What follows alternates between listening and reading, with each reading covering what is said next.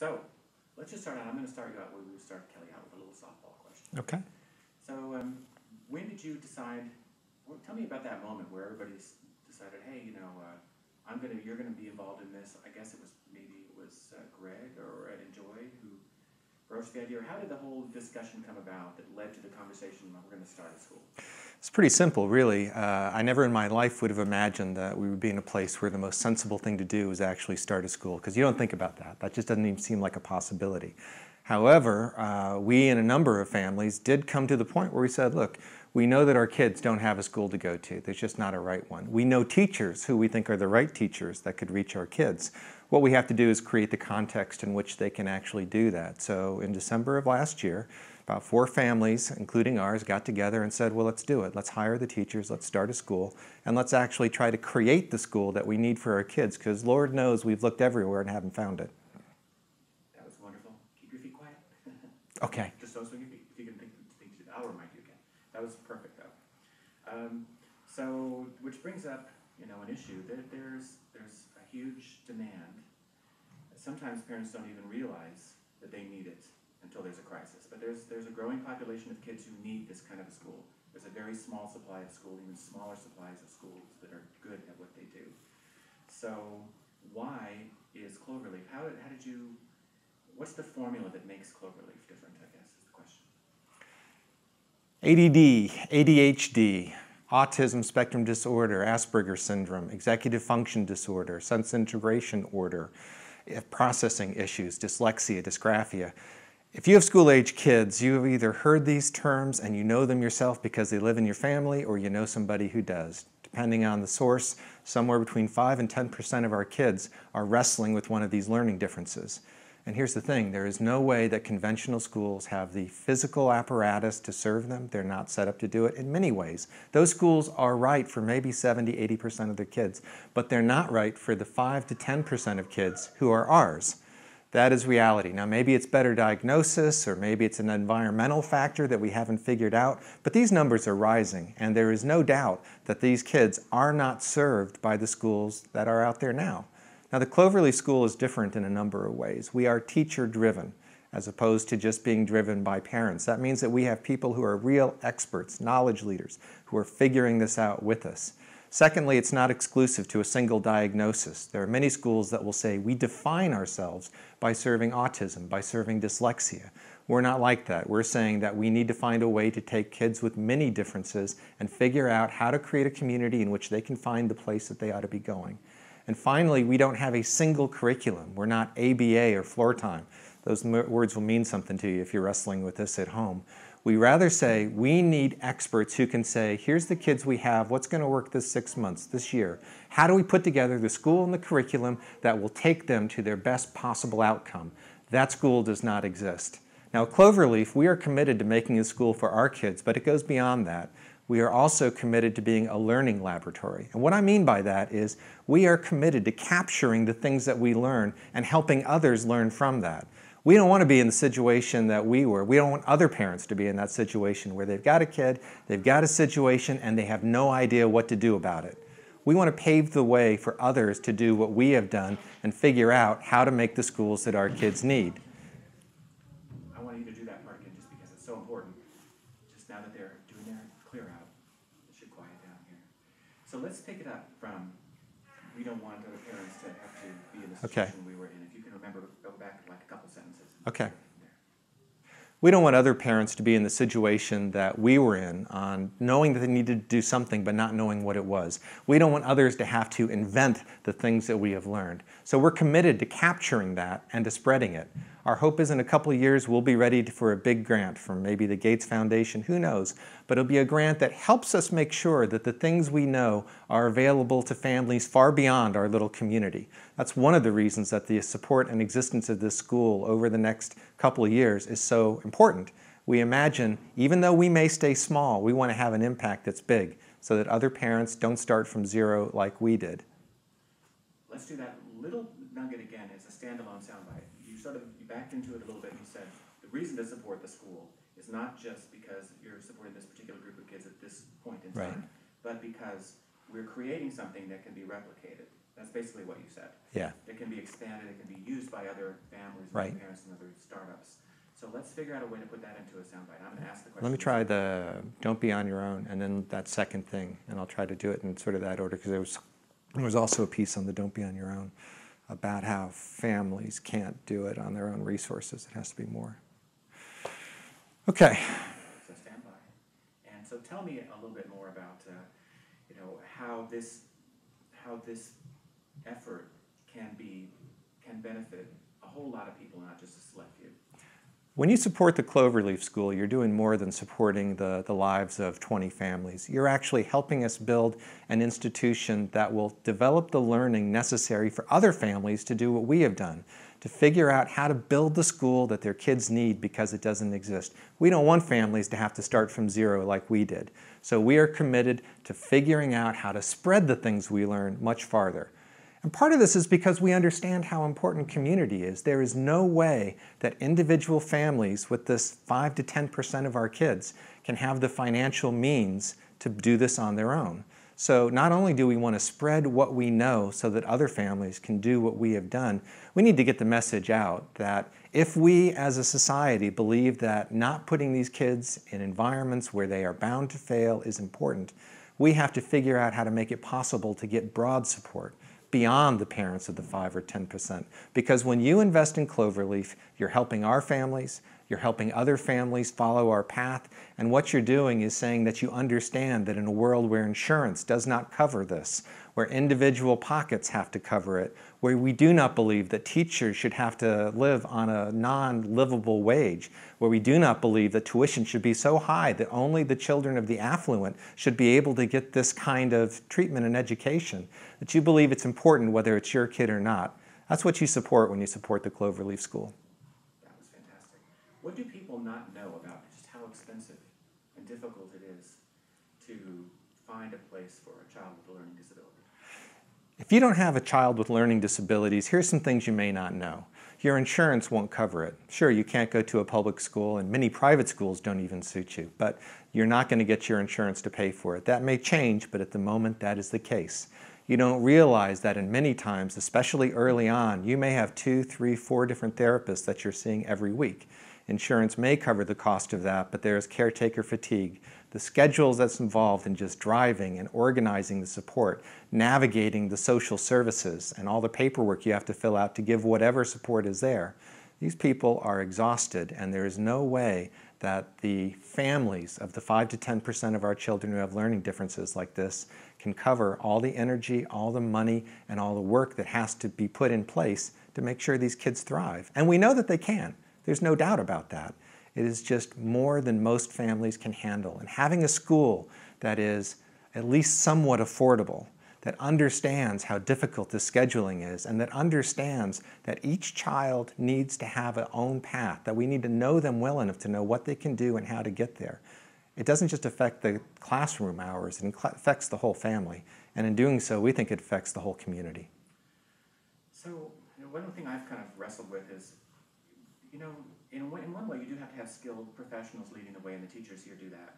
And another way, though, it's really just a matter of determination and effort and just being ferociously persistent about it. And that's something that the public schools don't do and private schools we tried don't really do. But this school does. How important is it that, if there's a secret sauce to Cloverleaf, is it just all the teachers that their degrees are specialized, or is there some combination of things that makes this school really special? One of the reasons that you're seeing this film, and probably at some sort of fundraiser, is because parents of special needs kids are ferocious and resilient, and we find ways to make the world that will help our kids thrive. So we do things like this. And that's one of the things that makes Cloverleaf special, is it is a product of a bunch of people who said, I'm not going to let the world as it is shaped now determine who my child can be. We're going to invent. And that theory, or that belief that you can make the world different than it is now, is really at the heart of what makes Cloverleaf special, because we are committed to saying we can look at the circumstances of a child or a family and a community. We can bring expertise to that, and we can figure out how to create a supportive, collaborative community that invents the right answer for those kids in that moment. We don't have an answer that's going to be right for every family in every place. What we have is a way of working together and putting expertise against kids in a rational way that will allow us to discover the right path forward. How important is it that we not just create a wonderful little haven for a select few, but that we figure out a way to replicate and expand? If we can create a place where 20-some kids have a better experience, that's good. That counts, certainly for us, and I think for most people who know anything about what the struggle to find a place for special needs kids is like. That's good. But we're not satisfied with that, because this problem is much bigger than 20 families or even 2 million families. So for us, essential in this is to be trailblazers, to figure out how to capture what we're doing and help others learn from it. So from the beginning, we have thought we're a learning laboratory. We're going to sponsor teacher education programs. We're bringing parents in. We're bringing experts in. We have to be a place where figuring this out happens, and we intentionally go out and help others learn what we have learned. That's the way that you help not just one family, one community, one city, but you help a nation that needs solutions. Why should I donate money to a special needs school when I don't have a kid who has special needs? Costs probably $30,000 to $40,000 to provide the kind of education that we're providing at Cloverleaf. Now here's what you got to ask yourself. Do we want to have tuition so high that only affluent kids can go? Do we want to pay our teachers sub-minimum wage so that we can keep tuition down? Do we want to try to have student-teacher ratios that are driven by finances rather than what works for the kids? And the answer is no. So the only way that you can make a school like this viable, given what it costs to educate these kids, is to have many hands, many hearts, many wallets helping out. So even if you don't have a kid who is directly affected by these issues, you know people who do. And by helping the Cloverleaf School, you are helping 20 kids. You're helping prove that we're a society that is willing to invest broadly so that some who need a little more can get it. And you're also helping make sure that your nephews, your sister's kids, your kids, down the road, other kids who have the same issues will have a place to go, because we're not just looking internally, we're looking outside, and we are committed to making sure that it's easier for other families to do what we've done. You're supporting that when you support the Cloverleaf School. Now, I'm not trying to throw you a curveball intentionally here, but something that sometimes gets lost is that you're not just taking a bunch of special needs kids and trying to get them to be able to manage a life independent, which a lot of us, that's our goal. But there are kids with obstacles, but also profound gifts in this population. Yeah. And so talk a little bit about the possibility that some of these kids will go on to do extraordinary things. We have kids who are impacted in different ways by their disabilities, and their outcomes are going to be different. In some cases, learning how to manage, be self-sufficient, that's great and that's appropriate. For some kids, it's more a matter of figuring out what are their unique gifts, what are the ways in which they could be extraordinary, and how do we make sure that those don't get lost because in their elementary years, they're stuck into a system that does not understand or meet their needs. Go into a computer lab and look who's there. Go see the designers, go see the engineers, go see an extraordinary mathematician, and there's a decent chance that you're looking at someone who has a diagnosis.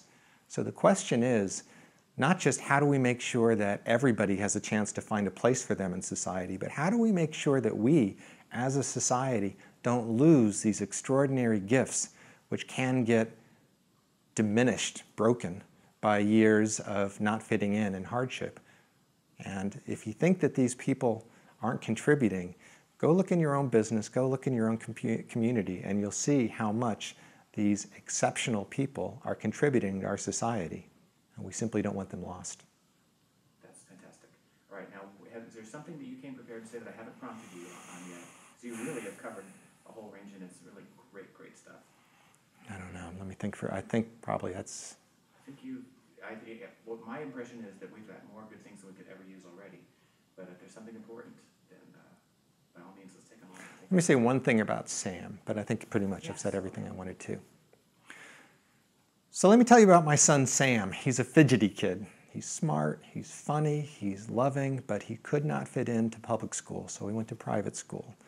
Wonderful places that were able to do many things, but they were not able to figure out how to make it so he didn't want to break his pencil when he was doing a writing assignment. They just didn't understand it. So eventually, even though I think Sam has a great future ahead of him, We had to make sure that he didn't get crushed while he was in elementary school. And it turned out inventing a school was what was necessary. Finding a school that knew he had to move while he learned. Finding a school that knew that a 20-minute increment of focus was good. Finding a school that knew that if you say that he's on red light and put him in a corner every day, he will internalize that he is bad and stupid. And that's what we saw coming home. And that's not an uncommon experience. Now he loves learning. He wants to go to school. His teachers understand how to bring the best out of him, and you wouldn't believe it, but his handwriting is fantastic. Sam's got a great future, and what we've done in creating the Cloverleaf School is to make a place that doesn't get in the way of his capabilities and gifts, but helps nurture him, cultivate those gifts so that he can thrive. Let me ask one little follow-up to that. I wasn't really aware until I started shooting B-roll footage one morning of just how remarkable it is that the teachers can switch back and forth. If they've got 4 kids that they're attending to at one moment, that they will go up to this level and down here and then move all over it instantly and instinctively. How important is it that you have teachers who are able to do that for these kids? Here's what you can do if you've got fantastic teachers and you've got small teacher-student ratios. You can have every teacher knowing every kid in the school, and that gives you flexibility. There is no way having our students that you're going to have a week go by where somebody doesn't need some special care that's going to pull somebody out. So we are designed to accommodate that, in part by having teachers who can float, who can move, who can adapt on a moment's notice. You're not going to lose an hour or a day at Cloverleaf because somebody needs special attention. Our teachers work around it and create the answers in the moment. Okay, that's wonderful. Well, you came so prepared, and I really appreciate that. I mean, it's awesome stuff, Mark, really. Great. I love talking about this. I can tell. I think you should be doing all the speaking on behalf of the school. I'm doing a fair amount of fundraising. Well, it's important, and we want to do more than just make this. We want to be more involved in life. Absolutely. Hopefully this will help a little bit. I think we can put it out there. You can put it on social media. I think there's going to be little parts, multiple parts that we can do. Besides the basic fundraising video, there'll be little mini segments we can do, and we can start to just sprinkle those out over Facebook, fabulous. And just keep going, keep the pipeline going. Well, thank you so much for doing this, Sure. because this is going to have like a